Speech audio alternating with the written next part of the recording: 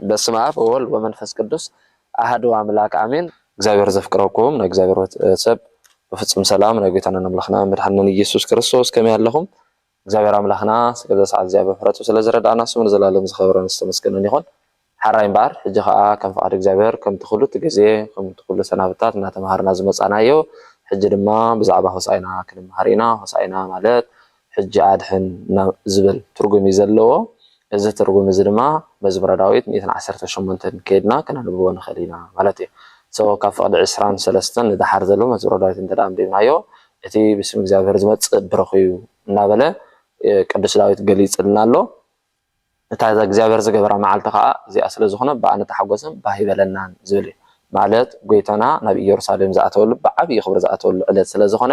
ወንጌል ማቴዎስ ምዕራፍ 21 ካብ ፍቅዲ 1 ስጋ ፍቅዲ 11 ዘሎ ቃል ከንብቦ እሞ ረቢናና ንእሽተይ ቃል ክንፈትን ኢና። ኢየሱስ ብዓብዪ ክብሪ ናብ ኢየሩሳሌም ከም ዝኣተወ እዚ ቃል እዚ ኣብ ማርቆስ ወንጌል ምዕራፍ 11 ኣለና እዩ። ሉቃስ ወንጌል ምዕራፍ 19 ኣለና እዩ። ዮሃንስ ወንጌል ድማ ብዓብዪ ምዕራፍ 12 ኣለና እዩ ማለት እዩ። ስለዚ ናብ ኢየሩሳሌም ምስ ቀረቡ ኣብ ደብረ ዘይቲ ናብ ዘላ ቤተፋጌ በፅሑ። ሽዑ ኢየሱስ ካብ ደቂ መዛሙርቱ ክልተ ልኢኹ ኣብ ቅድሚኹም ናብ ዛላ ዓዲ ኺዱ ንብኡ እስርተ ኣድጊ ምስ ዒላ ትረኽቡ ኢኹም ፈቲሕኩም ከዓ ምፅሉይ ዝኾነ ሰብ ሓደ ነገር እንተበለኩም ጎይታ ይደልዮም ኣለዎ በልዎ ብኡ ንብኡ ድማ ክሰዶም ይበሎም። ሽዑ ኩሉ ዝኾነ እቲ ብነቢይ ንኢየሩሳሌም እንሆ ንጉስኪ ለዋ ኣብ ኣድግን ኣብ ገልገልን ኣድግን ተወጢሑ ናባ ክመፅእ ይበለዋ ዝተባህለ ምእንቲ ክፍፀም እዩ። ደቂ መዛሙርቱ ድማ ከይዶም ምእንቲ ኢየሱስ ዝኣዘዞም ገበሩ። ነታ ኣድግን ነታ ዒሉን ኣምፅሉ ክዳውንቶም ድማ ኣብ ዝባና ጎዝጎዝሉ። ኢየሱስ ከዓ ተወጥሐን። እቶም ህዝቢ ብምልኦም ድማ ክዳውንቶም ኣብ መንገዲ ኣንፀፉ። ካልኦት እውን ካብ እዋም ጨንፈር እናሰልዑ ኣብ መንገዲ ይንስንሱ ነበሩ። እቶም ቅድሚ ዝኸዱ ድሕሪኡ እውን ዝስዕቡ ህዝቢ ከዓ ሆሳዕና ንወዲ ዳዊት እስሚ እግዚኣብሔር ዝመፅእ ብረኽዩ ሆሳዕና ኣብ ኣርያም እናበሉ ይጭርሑ ነበሩ። ናብ ኢየሩሳሌም ዝኣተወ ከዓ ብዘላታ ከተማ ምን እዩ እዚ እናበለት ተናወፀት። እቶም ህዝቢ ድማ እዚ ነቢይ ኢየሱስ በዓል ናዝሬት ናይ ገሊላ እዩ በሉ ይብል። ስለ ቃሉ ዝኸበረን ዝተመስገነን ይኹን። ኣብዚ ብዙሕ ነጥብታት እዩ ዘልዕል። ኩላቶም ድማ ክርስቶስ ብዓብዪ ክብሪ ናብ ኢየሩሳሌም ክኣትን ከሎ ሓደ እዚ እቲ ኣብ ግልገል ዒሉ ንጉስኪ ክመፅእ ዝብል ትንቢት ምእንቲ ክፍፀም እዩ ኢሉ ቀሊሉ ኣሎ። እዚ ትንቢት እዚ ትንቢት ዘካርያስ ምዕራፍ 9 ንረኽቦ እዩ። ኣቦትና ዘካርያስ ኣብ ግልገል ዒሉ ተፃዒኑ ንጉስኪ ናብ ኢየሩሳሌም ክኣቱ ዝብል ትንቢት ስለ ዝነበረ ነዚ ትንቢት እዚ ምእንቲ ክፍፅም እዩ። ካልኣይ ድማ ኣብዚ ዝገብርዎ ዘለዎ ድማ ብዙሕ ነገር ብዓብዪ ክብሪ ናብ ኢየሩሳሌም ክኣቱ ከሎ ጎይታናን ኣምላኽናን መድሓኒናን ኢየሱስ ክርስቶስ ድማ ብዓብዪ ክብሪ ከም ዝተቐበልዎ እዚ ድማ እንታይ እዩ እንተዳ ተባሂሉ ኢየሩሳሌም ተባሂሉ ዘሎ ንሕና ኢና። ስለዚ ቅዱሳን ኣቦታትና ብፍላይ ብፁዕ ኣቡነ ሽኖዳ ንኢየሩሳሌም ገልፀዋ ከለዉ ኢየሩሳሌም ማለት ውሽጥና ተቅድስቲ ከተማ ማለት እዩ። ስለዚ እግዚአብሔር ናባና ክመፅእ እንከሎ ብዓብዪ ክብሪ ክንቅበሎ ይግባአና ማለት እዩ። ምክንያቱ ንሳቶም ብዓብዪ ክብሪ እዮም ተቐቢሎም ከመይ እንተዳ ተባሂሉ ኩሎም ድማ ሰቲ ነስኒሶም ክዳውንቶም ኣብ መሬት ኣንፂፎም ንጉስ ዝኣክል ይመፅእ ስለዘሎ መርዓዊ ዝኣክል ይመፅእ ስለዘሎ ኢሎም ኩሉ ነገራቶም ትገብርዎ ዝኽእሉ ነገር ገይሮም ህፃውንቲ ኢየሩሳሌም እኳ ከይተረፈ ሆሳዕና ንወዲ ዳዊት እቲ ብስም እግዚአብሔር ዝመፅእ ብረኽዩ እናበሉ ክዝምሩ ከለዉ ኢና ንርኢ ማለት እዩ። ስለዚ እዚ ግን ኣይሁድ ግን ዕንቅፋት ስለ ዝገበሩ ጎይቶኦም ብምምፆም ሕጉሳት ዘይነበሩ ኣይሁድ ግን ነቶም ሆሳዕና ወዲ ዳዊት ሕጂ ኣድሕን ኮታ እናበሉ ዝዝምሩ ዝነበሩ ቅዱሳን ህፃውንቲ እንታይ ክገብሩ ከሎ ኢና ንርኢ በቃ ክኽልክልዎም ከሎ ኢና ንርኢ። ጎይታ ድማ ካብ መዝሙረ ዳዊት ኣምፂኡ ብኣፍ ህፃናት ምስጋና ኣዳለኻ ዝብል ቃል ስለ ዘሎ ሕደግዎም እናበለ ክዛረብ ከሎ ኢና ንርኢ ማለት እዩ። ስለዚ ነቶም ህፃውንቲ ዋላ እኳ እንተኸልከልኩሞም ኣእማን ቤታንያ እንታይ ክገብሮም እዩ ዝብሎ ክዝምሩ እዮም እዩ ዝብሎ። ስለዚ እዚ ዘደንቕ ነገር ብፍላይ ብዛዕባ ሆሳዕና ክንመሃር ከለና ብዙሕ በቃ ኣደናቕን ሰፊሕን ዝኾነ ትምህርቲ እዩ ዘለዎ። ፅቡቅ ጌርና ካልእ ግዜ ክሳብ ንሪኦ ማለት እዩ። ንሕጂ ግን ሓፀር ኣቢልና ከም ፍቃድ እግዚኣብሔር ክንሪኦ ኢና። ምክንያቱ ኣብዚ ክርስቶስ ብዓብዪ ክብሪ ክመፅእ እንከሎ ኩሉ ነገር ክገብርዎ ዝግብኦም ገይሮም እዮም። ብኣንፃሩ ድማ በቲ ዝገብርዎ ዝነበሩ ሕጉሳት ዘይነበሩ ብዙሓት ፈሪሳውያንን ኣይሁዳውያንን ድማ ዕንቅፋት ዝኾነ ከዓ ነይሮም። ንኣምላኽ ምስጋና ንዝህቡ ዝነበረ ህፃውንቲ ኣብ ህፃናት ክዓፅው ዝደልዩ ኣይሁድ ነይሮም። በቲ ዝግበር ዝነበረ ክብሪ ደስ ዘይብሎም ነቲ ዝግበር ዝነበረ ናይ ክብሪ ምቕባል ድማ ክዕንቅፉ ድማ ብዙሕ የመን ፀጋም ዝብሉ ከዓ ነይሮም። ስለዚ ጎይታ ድማ ነዚኦም ክግስፆም እንከሎ ኢና ንርኢ። መጀመርታ ግን እንታይ ኢሉ ናብቲ ኣብ ቅድሚኹም ዘላ ከተማ ናብ ቤተፋጌ ከይድኩም ነታ ተኣሲራ ዘላ ኣድጊ ፈቲሕኩም እንታይ ግበሩለይ ኣምፁለይ እዮም ዝብሉ። ስለዚ ጎይታ ናብዚ ኣክልእኹም እንከሎ ነቶም ሰለስተ ደቀ መዛሙርቲ ልኢኹዎም ንጴጥሮስን ያዕቆብን ዮሃንስን ይብሉ ሊቃውንቲ ቤተክርስትያን። ንዖም ልኢኹ ድማ ጴጥሮስ ድማ ናብኣ ከይዱ ንምንታይ ደሊኹማ እንተበለኹም ድማ እዩ ዝብል። ንምንታይ ደሊኹማ እንተብሎም ጎይቶኦም ይደልዮም ኣሎ በልዎም። ንምንታይ እንተላ ተባሂሉ መጀመርታ ገልገል ዒሉ ተባሂላ ዘላ ሓድሽ ክዳን እያ ዓባይ ኣድጊ ተባሂላ ዘላ ድማ ብሉይ ክዳን እያ ንምንታይ ተላ ተባሂሉ ብሉይ ዝተለመደ እዩ ሓድሽ ድማ ሓድሽ እዩ ሕጂ እዩ ዝጅምር ዘሎ ከምቲ ዒሉ ጌና ቅድሚ ምፅራያ ምስ ሙሉ ሓይላ ዘላ ብዙሕ ነገር ትገብር ንዓኣ ንምፅራይ ኢልካ ድማ ብዙሕ ላዕለን ታሕትን እትደክም እዩ ዘሎ ስለዚ ብሉይ ድማ ዝተለምደ ስለ ዝኾነ ሓድሽ ክዳን ግን ዘይተለምደ ስለ ዝኾነ ንስለ ሓድሽ ክዳን ብዙሕ ነገር ፃዕርን ላዕለን ታሕትን ክብሉ ከም ዝግበኦም ካልኣይ ተኣሲሮም ተባሂሎም ዘለው ዘይኣመንቲ ምእመናን እዮም ኣህዛብ እዮም ናብዚኦም ከይዶም ድማ ወንጌል ምሂሮም ወንጌል እሚኖም ናብ ክርስቶስ ከም ጽውም ስለ ዘለዎም ካብቲ ተታሒዞም ዘለው ሓጢያት ድማ ክፈትሑ ስልጣን ከም ዘለዎም ንሃዋርያት ወይ ነቶም ካህናት ከረድእ ስለ ዝደለዩ ስለዚ ነዚኣ ፈቲሕኩም ኣምፅለይ ዝሎም ዘሎ እንታይ ካብ ሓጢያት ፈቲሕኩም ናፃ ዝኾነ ህዝቢ ጌርኩም ናባይ ኣምፅዎም ማለት ጎይቶኦም ይደልዮም ኣሎ ኣነ ከም ዝደልዮም ንዓይ ከም ዝኾኑ ናተይ ውሉድ ከም ዝኾኑ ምክንያቱ ደቀ መዛሙርተይ ግበርዎም ኢሎም ስለ ዘሎ ወንጌል ምሂሮም ኣእሚኖም ኣጠሚቆም ደቀ መዛሙርት ኣምላኽ ዝደልዮም ባሮት ኣምላኽ ምእንቲ ክገብርዎም ከይድኩም ፈቲሕኩም ኣምፅዎም ካብ ምንታይ ክፈትሕዎም ካብ ሓጢያቶም ማለት እዩ ስለዚ ካብዚ ምእማን ናብ ምእማን ከም ጽውም ስለ ዘሎ ምክንያቱ ክርስቶስ ንህዝቢ ናይ ህዛብን ሓደ ክገብር መፅኡ ኢልና ስለንኣምን ማለት እዩ ስለዚ ክርስቶስ ድማ ናብ ውሽጥና ክመፅእ እንከሎ ድማ ብኻልኣይ መንገዲ ድማ ብዓብዪ ክብሪ ክንቅበሎ ከም ዘለና ብምንታይ ኣምላኽ ናብ ሂወትና ክግለፅ እንከሎ ኣምላኽ ብምንታይ ናብ ሂወትና ዝግለፅ ተባሂሉ ብዙሕ መንገዲ ክግለፅ ይኽእል እዩ ሓደ ቃሉ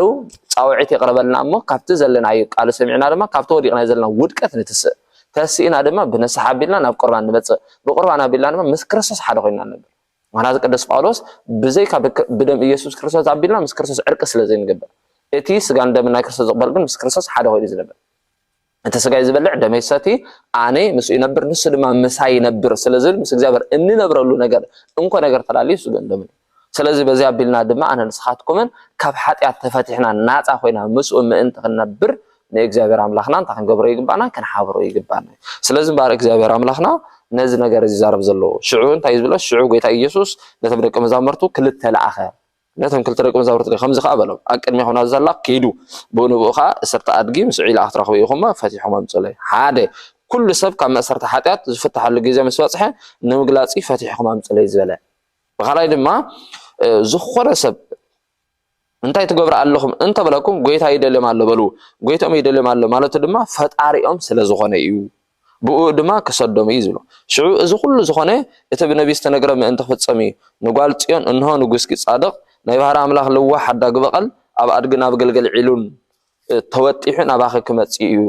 ኣሎ በልዋ ዝተባሃለ ትንቢት ምእንቲ ክፍፀም እዚ ትንቢት እዚ ከም ዝበልኩም ትንቢተ ዘካርያስ ምዕራፍ 9 ኣብ ፍቕዲ 9 ዘሎ ሃይለ ቃል ዝፍፀም ትንቢት እዩ ማለት ስለዚ ጓል ጽዮን ማለቱ ንህዝቢ ኢየሩሳሌም እዩ ማለት ከምኡን ንጓል ኣግ ሕጊ ማለት እዩ ማለት ሕጊ ተባሂሉ ዘሎ ብሉይ ኪዳን ትንቢት ኢሳያስ ምዕራፍ 2 ዘሎ ቃል ማለት እዩ ምክንያቱ ሓደ ንውላዳ ቃፂዓ ከም እትዕቢ ሕጊ ድማ ንሰብ እትቐፅዕን እትመርሕን ዝነበረት ብሉይ ኪዳን ስለ ዝኾነት ማለት እዩ ስለዚ ጻድቕን ለዋህ ንጉስኪ ማለት ድማ ከምቲ ነቢይ ዘካርያስ ኣነ ከዓ ሰረገላ ካብ ኤፍሬም ፈረስ ድማ ካብ ኢየሩሳሌም ከጥፍየ ቀስቱ ከጥፍየ ንሱ ናይ ህዛብ ሰላም ክነግሮም ኢሉ ዝተነበዮ ትንቢተ ዘካርያስ ምዕራፍ 9 ካብ 9 እስካብ 11 ዘሎ ማለት ስለዚ ጎይታ ኢየሱስ ካብቶም ኣብ ኢየሩሳሌም ንግስም ዝነበሩ ምድራውያን ነገስታት ፍሉይ ዝኾነ ትሑትን ሰላማውን ንጉስ ምዃኑ ክገልጽ ስለ ዝደለዩ ማለት ስለዚ ደቀ መዛሙርቱ ድማ ከይዶም ከምቲ ጎይታ ኢየሱስ ዝኣዘዞም ገበሩ ነታ ኣድግን ነታ ገልገል ኣድግን ኣምፅሉ ክዳውንቶም ድማ ኣብ ዘማኖም ጎዝጎዝሉ ጎይታ ኢየሱስ ከዓ ኣብ ኣቶም እንታይ ገበረ ተወጥሐ ማለት እዩ ጽቡቕ ስለዚ እዚ ማለት እንታይ ተባሂሉ ካብ ደብረ ዘይቲ ክሳብ ቤተ መቅደስ 16 ምዕራፍ እዩ ካብ ቤተ መቅደስ ድማ ዘሎ ኩላትና ድማ ምዕራፍ ብእግሩ ተጓዒዙ ክልተ ምዕራፍ ድማ ኣብ ኣድጊ ተወጢሑ ንቤተ መቅደስ 3 ግዜ ክዘውራ ከሎ ኢና ንርኢ ማለት እዩ ስለዚ 3 ግዜ መዛሩ ናይ ሰለስነትን ናይ 10 ምዕራፍ ጉዕዞ ናይ 10 ትእዛዛት እዩ ማለት ስለዚ እቲ ናይ 4 ምዕራፍ ጉዕዞ ድማ ናይ 4 ኪዳናት ምሳሌ ማለት ኪዳን ኖ ኪዳን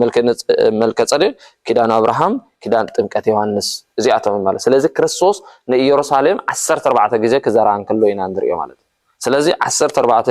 ግዜ ክዛራን ከሎ ኩላትና ኣብዚ ብመልክዕ ትኽሪኦ ከለና ድማ ካብ ደብረ ዘይቲ ስጋብ ኢየሩሳሌም ንዘሎ እዩ ማለት እዩ ስለዚ ጎይታ ኢየሱስ ድማ ኣብ ኣድግን ኣብ ገልገል ኣድግን ተወጢሑ ኣብ ማእከል ህዝቢ ዝተራእየ እቲ ነቢያት ኣቀዲሞም ዝርእይዎ ዝነበሩ ብምሳሌ ምን ተፈጸመ ነቢያት ዘመነ መከራ እንተኾነ ጸሊም ተኸዲኖም ኣብ ፈረስ ተወጢሖም ዘበለ ሰላም እንተኾነ ግና ጻዕዳ ተኸዲኖም ኣብ ኣድጊ ተወጢሖም ኣብ ማእከል ህዝቢ ክዞሩ ይረኣዩ ነበሩ ጎይታ ኢየሱስ ካ ዘመነ ሰላም ክኾነልኩም ዝብል ኣብ ኣድጊ ተወጢሑ ኣብ ማእከል ህዝቢ ተራእየ ከምኡውን ኣብ ኣድጊ ዝተወጥሐ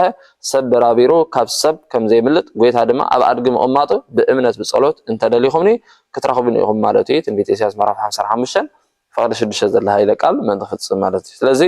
እድግት ናይ ኦሪት ምሳሌ እዩ እድግት ድማ ጽዕነ ዝለመደት እያ